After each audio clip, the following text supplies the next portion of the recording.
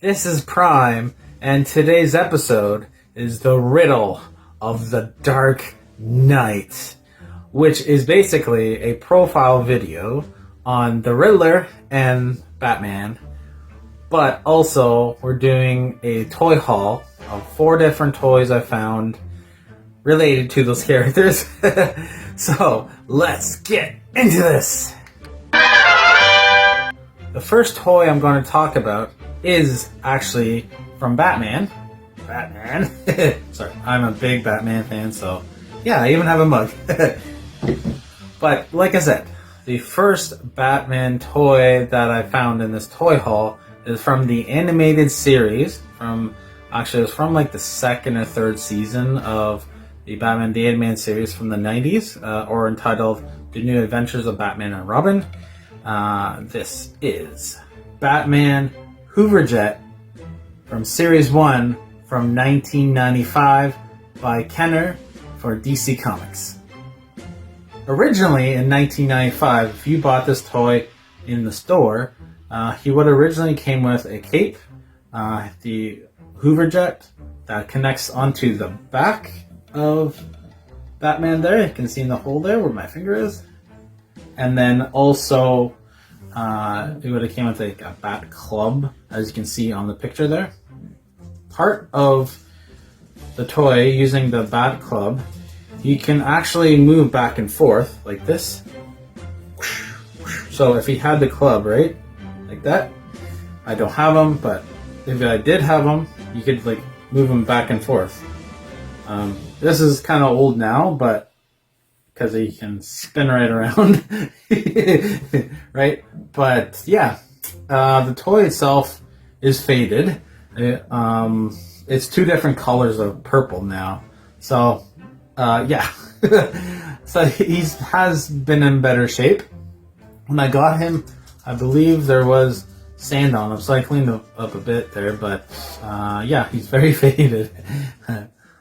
And the next toy from 1995 from Batman the Animated Series from DC Comics, Series 2 from the toy line Crime Squad, we have Batman Landstrike. Back in 1995, if you would have bought this toy in the store, it would have came with the action figure itself and the Landstrike accessory, which connects to the shoulders of Batman. And he can control it as a striking mechanism, kind of like a claw, basically, as you can see on the picture on the screen.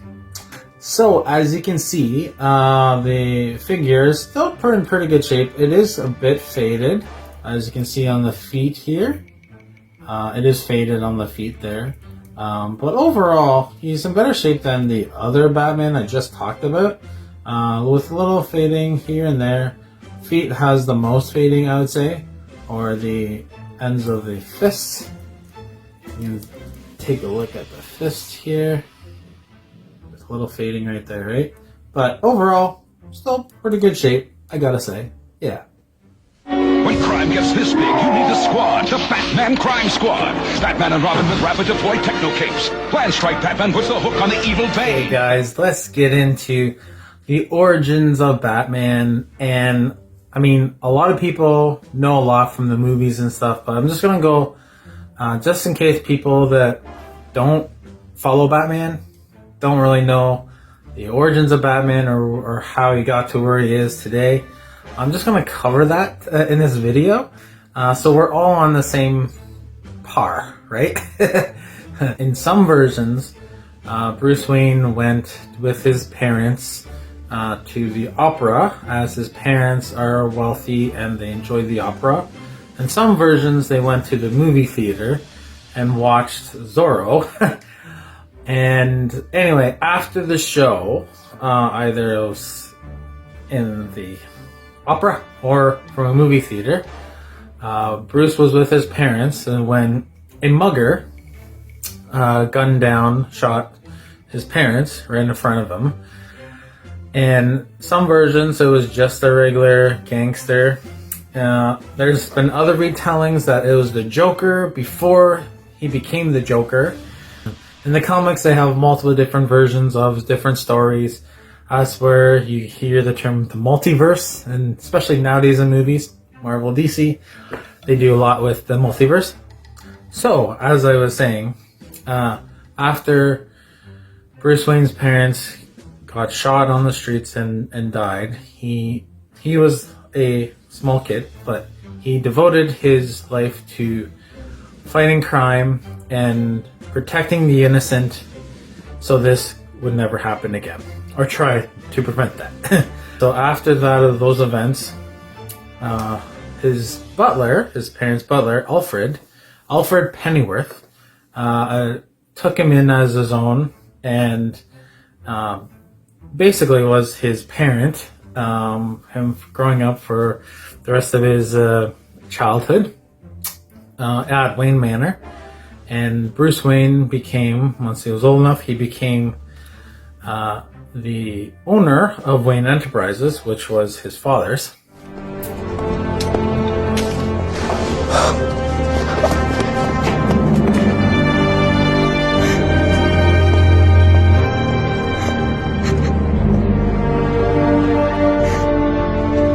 James Gordon. Alfred Pennyworth. We're gonna get the guy that did this, sir. New boy. For him to keep his vow, he used his wealth to create multiple different technologies, like the Batmobile, all the different bat tech he uses. Batman is known for using technology to help fight crime.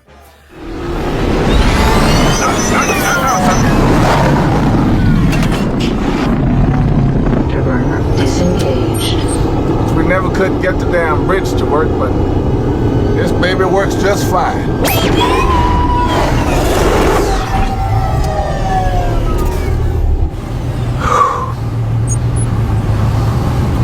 So what do you think? Does it come in black? By traveling the world and learning the criminal mind and learning how to solve mysteries like Sherlock Holmes, he has taught himself to be the world's greatest detective. And while he was traveling the world, learning every type of fighting style there is, he came across a organization called the League of Assassins, or the League of Shadows, aka Ra's al Ghul. Ra's al Ghul was the leader of the League of Shadows, which down the road he becomes one of Batman's greatest villains. And he actually was in the original Nolan films from the Dark Knight trilogy called Batman Begins. You have learned to bury your guilt with anger. I will teach you to confront it and to face the truth. You know how to disappear. We can teach you to become truly invisible. Your parents' death was not your fault. So like I said earlier, Bruce Wayne uses his wealth to create multiple different types of technologies, like the Batmobile, different bat tech for his armor, his suit, to help him fight crime. At different times he works with a business associate from Wayne Enterprises, Lucious Fox. He became really popular, especially in the movies, played by Morgan Freeman. He did an excellent job playing Lucious Fox. And also, like I said, he was brought up by, growing as a kid, by Alfred. And Alfred is also a big key on helping him with his fight against crime. He's always his conscience. So in case when there's times where Bruce finds it hard to stay on the straight and narrow because of the situations he's had, Alfred has been there to help him out time and time again, along with the Bat family, which I'm going to be talking about. I couldn't save her, Alfred. I don't think she wanted to be saved, sir. Vengeance blackens the soul, Bruce. I always feared you would become that which you fought against. You walk the edge of that abyss every night. But you haven't fallen in, and I thank heaven for that. So with Batman's goal of fighting crime in Gotham City, he builds a relationship with Commissioner James Gordon, as you can go days as far as back as at least the 60s or further, where he was always working with the Commissioner and GCPD to clues and helping assist fighting different villains. That's where they brought in the bat signal, the famous bat signal there. And that's been a big, crucial part of the GCPD and also Batman's character working together. And James Gordon has also been reliant on him with his detective skills as the world's greatest detective to lend a hand.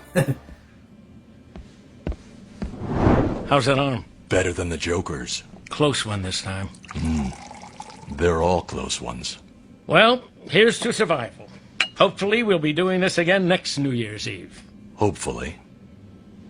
And now, Joe, if I could get one of your famous cheesesteaks to go, I'll be ready to call it a night. Anything for you. One of these years, I'm going to beat him to the check. Over the years, Batman has been known to bring into the fold various people to be part of the Bat family. And that includes Robin. Over the years, over different versions in comics and in TV and in movies and in video games, there's been many different Robins. The original Robin was Dick Grayson. He's the famous Robin from the beginning. And Dick Grayson, he was originally, his family was part of the circus. He was a circus performer. But then his family got killed by a mobster in a lot of different versions. It's the villain Two-Face that kills them. And he had no family. And Bruce Wayne adopted him and brought him in. And then eventually he became the first Robin. I took the liberty, sir. R. What's that stand for? Robin. Riddler and Two-Face can make a pretty lethal combination. Figured you could use a hand. 2 against 2 are better odds. A man's gotta go his own way. A friend taught me that. Not just a friend. A partner. And then down the road, he actually becomes his own persona. He moves out to the neighboring city called Bloodhaven and becomes his own superhero, Nightwing. So here's the part where you tell me off. I'm proud of you, Dick. Are you feeling okay? Second, Robin, which was more in the comics and then been in different cartoons, and they did briefly give hints in the Batman v Superman movie that came out with Jason Todd. Jason Todd, he wasn't in it that long, just because of what happened to him, which affected Batman greatly, obviously, because for the longest time he thought that the Joker killed him, but he actually didn't die. The League of Assassins, or League of Shadows, found him, and they have a Lazarus pit. Basically, you were like, a Lazarus pit? What the heck? Basically, they found the different areas in the world where it's a pit of water that rejuvenates somebody, and so it actually brought him back to life, basically. And his mind wasn't all there, but he became down the road he became a new persona as the Red Hood, which initially the original Red Hood was the Joker back in the day, but this version of the Red Hood, he's kind of more of a Punisher style vigilante, where he doesn't have the same morals as Batman. Jason Todd was not in the animated series from the 90s just because it was too dark for, well, kids watching shows, right? So they left that out. That was just like in the comics. The next Robin, which was in the animated series, Tim Drake, later on, when he gets older in the comics, he becomes Red Robin. Batman takes him in as he's homeless as well, and he has a grudge against Two-Face, just like the original Robin, and then he becomes, once he trains with Batman, becomes a new Robin. He was never gonna come back for me anyway. He was too scared. Of what? What did he take from Two-Face? Why did he hide it? Hey, if I knew, I'd tell you. Excuse me, sir, but there's something on television you might find enlightening. Attention, people of Gotham City. I've got a simple equation for you. 1 + 1 = Armageddon. I wanna go. No. It's too dangerous. It used to make Master Dick furious. Most unfortunate.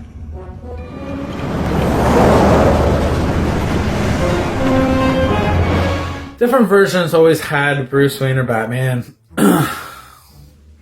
being attracted to Talia al Ghul, the daughter of Raj al Ghul.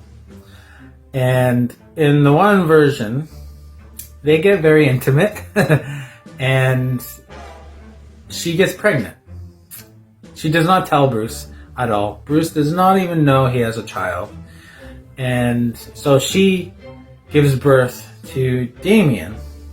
And so he becomes Damian Wayne. But Bruce does not know he had any child at all with her. And so for a bit, growing up, Damian Wayne is brought up in the League of Assassins. So he's very the opposite. And then it gets to the point where she brings Damian to Bruce and tells him what happened, right? And then, so then in that story mode, you kind of see, so that version of the story,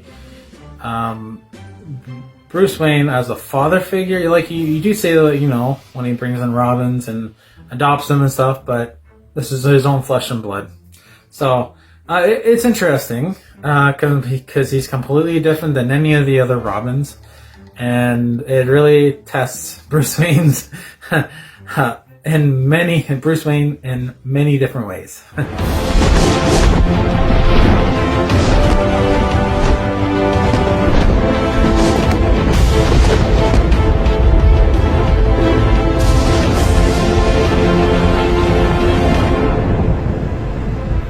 And then in some other versions, there was another Robin, and her name was Stephanie Brown. You were like, wait, Stephanie? Robin's always been a guy. It's like, that's true. But this version had joined, it was a girl. Her name was Stephanie Brown. This is in an alternate version, alternate timeline. And then later on, she becomes the new Batgirl after Barbara Gordon.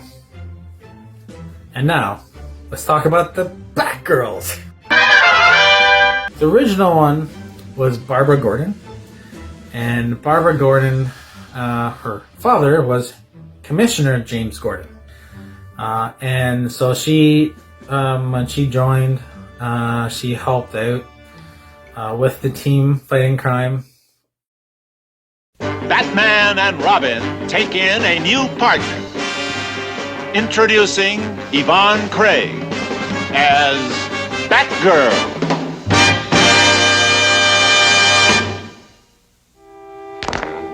Our disguised and now Titian-haired beauty makes a smashing entrance. So when Barbara Gordon gets to the point where she loses the use of her legs, for a while she helped on the comm desk at the Batcave, but eventually she created her own team to help fight crime. She worked with two other women. Besides her, there was Huntress, which was another crime fighter, and then also Black Canary. Black Canary has the ability to scream at very high volumes that can shatter glass. it's pretty loud, I gotta say. But besides Barbara Gordon, I like to think about with bat technology. I mean, maybe there has been a story about it that she gets use of her legs again with bat technology. I'm not sure if there is a story about that or not, but I like to think that there is somewhere. Out of all the different comics and stories, right? Oracle, once Batman's protege, Batgirl. She was caught in the crossfire of the war between Batman and Joker. Now she fights crime a different way. A master of the cyber realms and trainer to heroes. But there's been a couple other Batgirls as well. Actually, in the comics, Barbara Gordon, I know I originally said that she was the original Batgirl, but in the comics, in the 60s, when they first introduced Batgirl, they introduced the character Betty Kane, and she was the original Batgirl. Totally different Batgirl costume. And then after Barbara Gordon, there was another Batgirl, Cassandra Cain, and she joins and becomes the new Batgirl and joins the Bat family. The next persona that was part of the Bat family, depending on the version of Batman you read or watch on TV, is Batwoman. There's been 4 different Batwomen, not Batgirl, Batwoman. The original one her name was Katie Kane, and she was actually first was in the comics back in the 60s.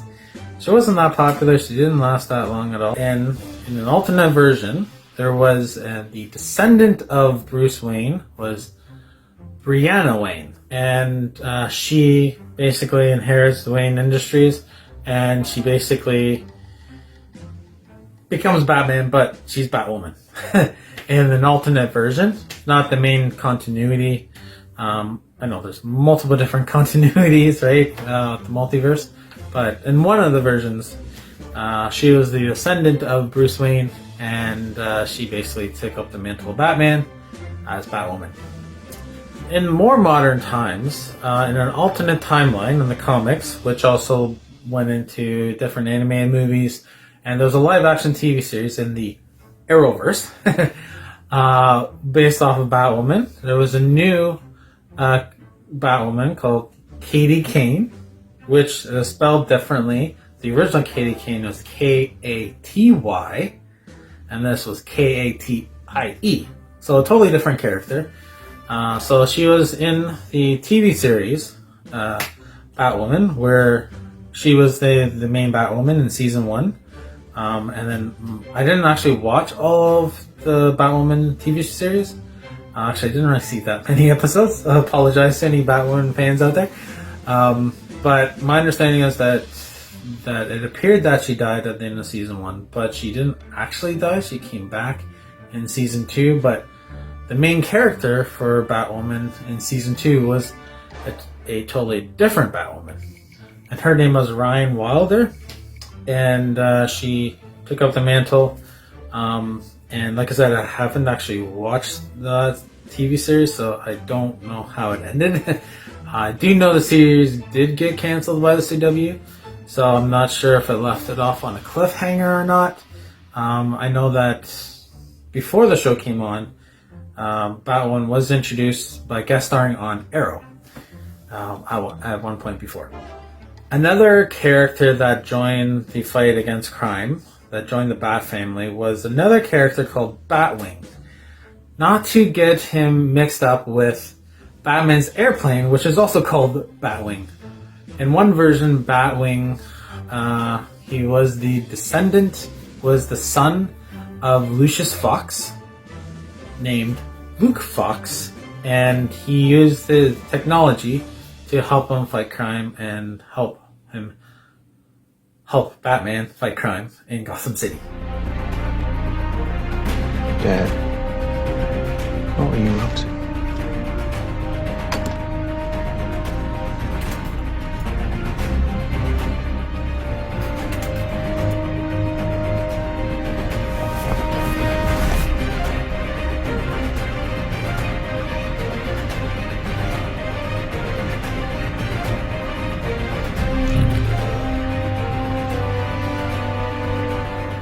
there has been also different villains or anti-heroes that has tried to be reformed at one point or another to help Batman and fight against crime. Some of them will shock you.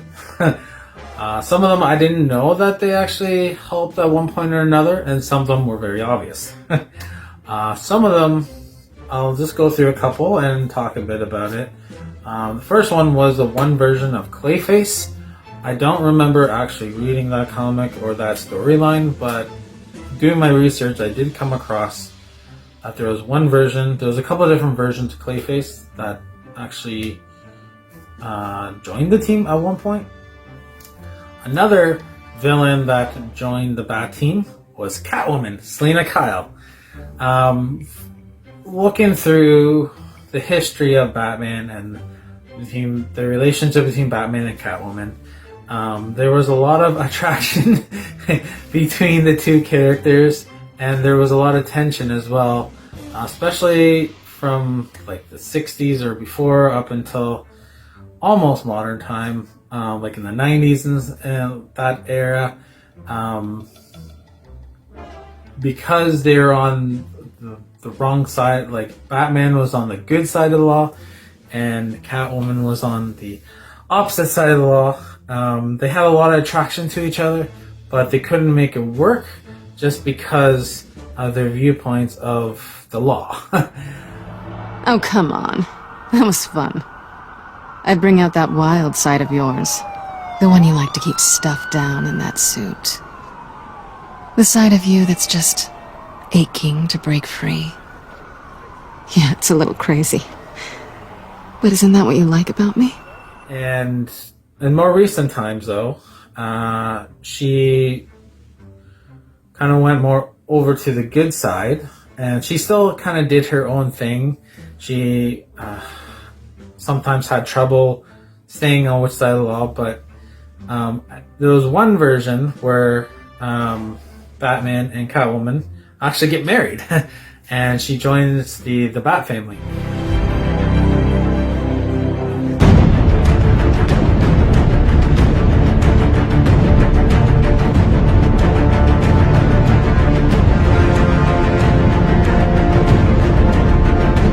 Another villain that has tried to reform a bit and join the team for a little bit was Harley Quinn. And you're like, Harley Quinn? You know, aka Margot Robbie played Harley Quinn in Suicide Squad in the movies. Yeah. In an alternate timeline, she joined Batman's team when the Joker made Superman go nuts. And she felt bad about that and wanted to turn another leaf. That happened in the game Injustice, Gods Among Us. Must take a real genius to operate. I don't know about genius, but I do got a PhD. Dinah's hubby. You sure came a long way. A world away. But the change of scenery is nice. Batman is also part of the Justice League. They were not technically the Bat family, but he's built up a relationship with so many of the Justice Leaguers. So Superman and Wonder Woman and the Flash and all those characters there. They've helped him out a lot too over the years through different comics and storylines. This thing is from another world. My world. I've killed things from other worlds before. She with you? I thought she was with you.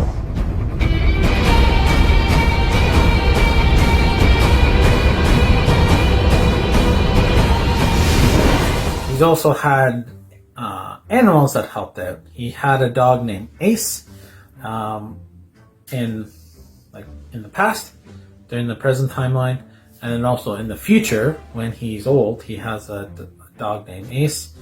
And the cheesier comics from the 60s and 70s, there was a character called Bat-Mite. I don't really know much about him. I never really cared for the character. But when I think of Bat-Mite, makes me think of Gazoo from the Flintstones. You know, like, just, there's a picture on the screen. Just, you know, like, come on. Really? In the future, years in the future, when when Bruce Wayne is too old to fight crime, he takes on a protege, and he becomes, his name is Terry McGinnis, and he becomes the new Batman, or Batman Beyond. They made an animated series about that, and there was an episode in the Justice League animated series from the late 90s, early 2000s, where it was in the future, where they find out that he actually is Bruce Wayne's son, indirectly. Yes, I am. Where the devil have you been?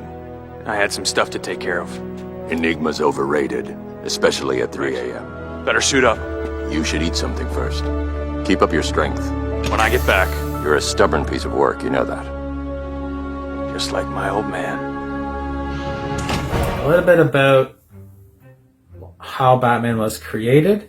Batman was created by Bob Kane in 1939 by the company Detective Comics, aka DC Comics.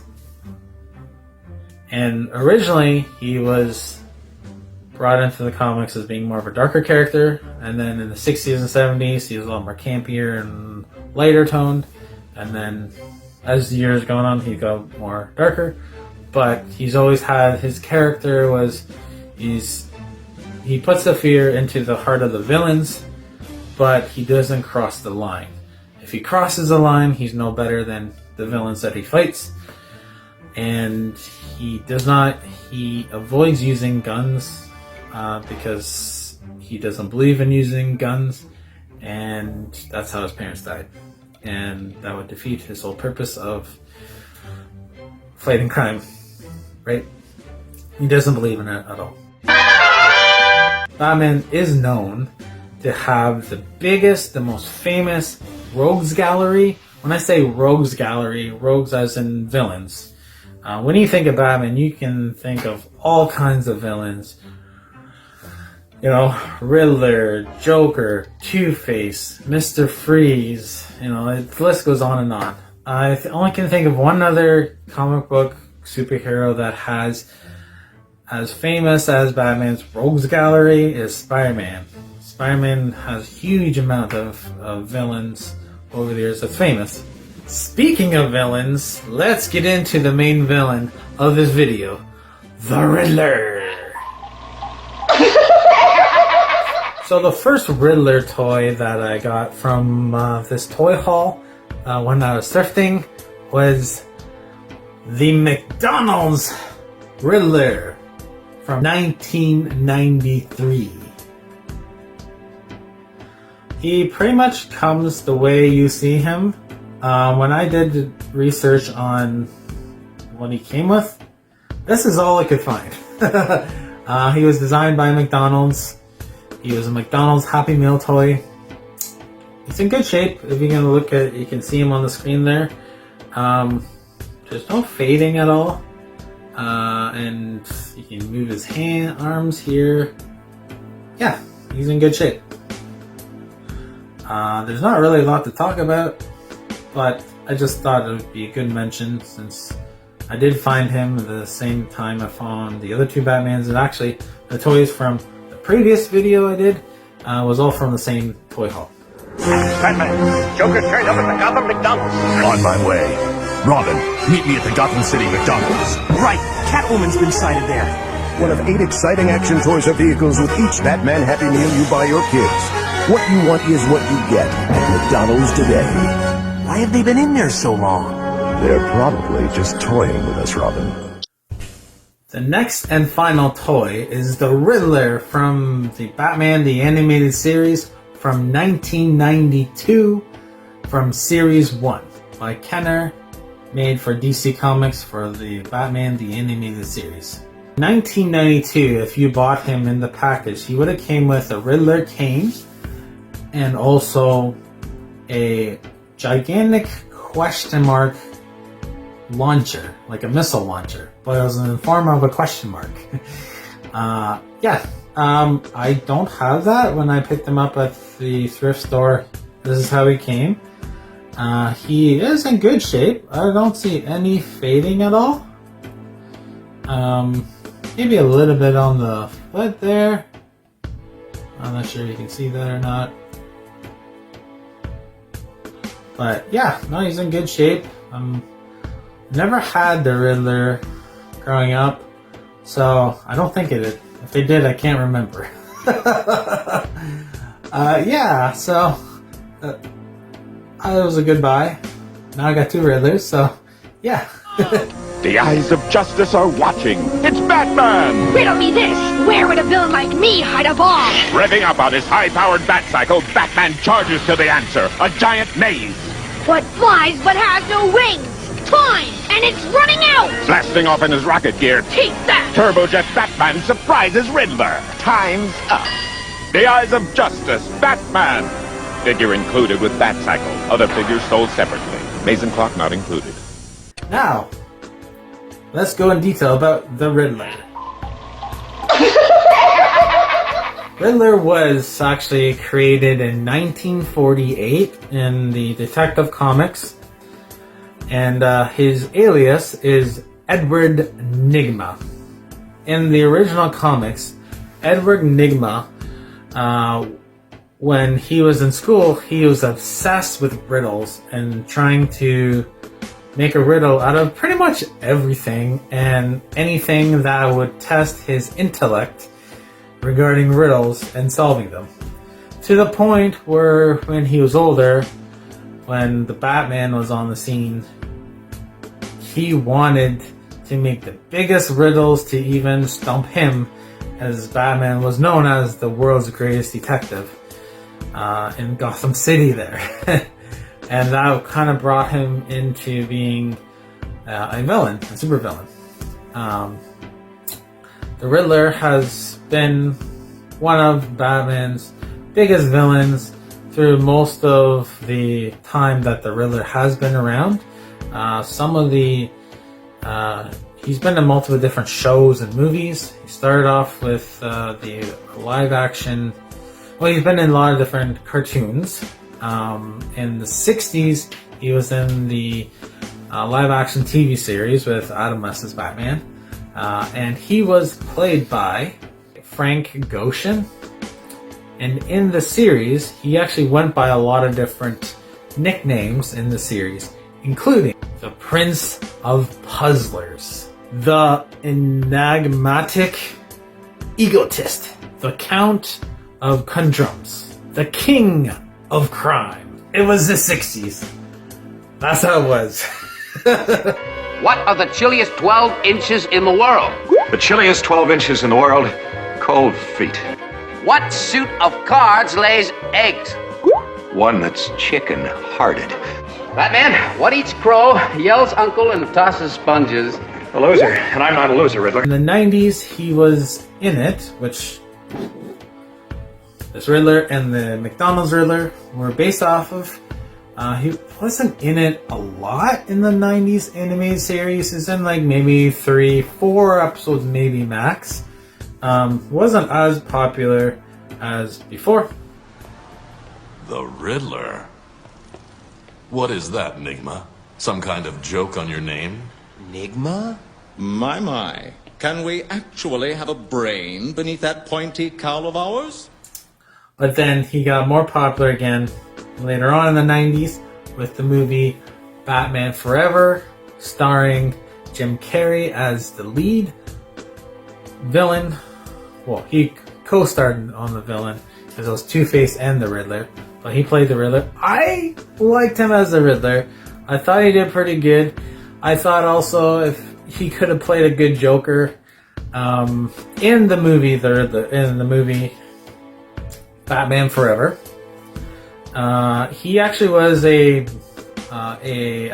Wayne Enterprises employee who got fired. And he wanted revenge, and he made this machine that he could see into somebody's mind and see their dreams and secrets. He got insane by the machine draining memories from multiple people across Gotham City. He did find out that who Bruce Wayne was at one point in the movie. But yeah, I thought he was pretty good. He did a lot of riddles. He looked the part. I thought he was great at being the Riddler. So, thumbs up there. I hope you made extra. Who the hell are you? Just a friend. But you can call me the Riddler. The next time we see him in live action was on the show Gotham. I thought Gotham was overall not too big on season 3, but overall he was pretty good. The guy that played him was Corey Michael Smith. In the show, he worked for GCPD as a forensic technician. As the show progressed, you could see how he got more crazier and got more involved with riddles. And he looked the part. They had a part where he actually wore a green suit and a green hat. And it made sense. I didn't mind him as the Riddler. One question for all of you. Light as a feather, yet no man can hold it long. What am I?